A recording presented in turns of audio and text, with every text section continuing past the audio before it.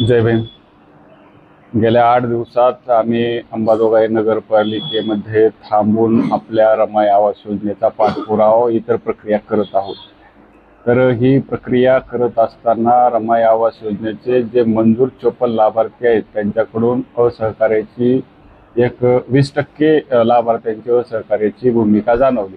आमचं या लाभार्थ्यांना सांगणं आहे की तुम्ही प्रशासनाचे जे काही रूल्स किंवा नियम आहेत त्यांना फॉलो करून लवकरात लवकर ही प्रक्रिया पूर्ण करावी. इंजिनियर तुमच्या दारात येऊन तुमचा फोटो काढणं किंवा मोजमाप करणं आणि त्याचा गुगल टॅगिंग करूनच ही प्रक्रिया पुढे नेता येत असते. त्यामुळं प्रत्येक लाभार्थ्यांना ही प्रक्रिया पूर्ण करून घ्यावी ही विनंती. त्याचप्रमाणे आपल्या प्रियंका टोंगे मॅडम यांना ही विनंती आहे की आपल्या सहीशिवाय यांच्या खात्यामध्ये पैसे पडणार नाहीत. त्यामुळे आपल्या लाभार्थ्यापैकी 20 लाभार्थी असे आहेत की मुंबई आणि इतर भागात राहून आपलं कामधंदा करून रोजीरोटीचा प्रश्न सोडवतात. त्यांच्या घराचे पक्के घरं नाहीत, बांधकाम झालेलं नाही, घरं गळतात, मातीची आहेत, कुडाची आहेत.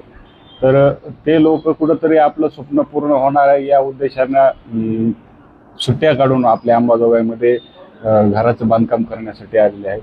त्यांच्या आशा अपेक्षाचा विचार करून आणि पुढं जे गोष्टी आहेत की आपल्या नगरपालिकेबद्दलची विश्वासार्हता आपल्या उपस्थितीत पुढंच असेच अविरत चालू राहो यासाठी आपण लवकरात लवकर नगरपालिकेत येऊन आम्हाला सहकार्य करावे. आपल्या हस्ते आपण या रमाई आवास योजनेचा जे बांधकाम आहे त्याला सुरुवात करून ही प्रक्रिया अशीच तेवढ पुढे चालू राहू द्या, जेणेकरून आपल्या अंबाजोगाईतील जे गोरगरीब आहेत त्यांचे ज्यांना घरं नाहीत त्यांचे पक्के घरं आपल्या सहकार्याने होतील अशी अपेक्षा बाळगतो.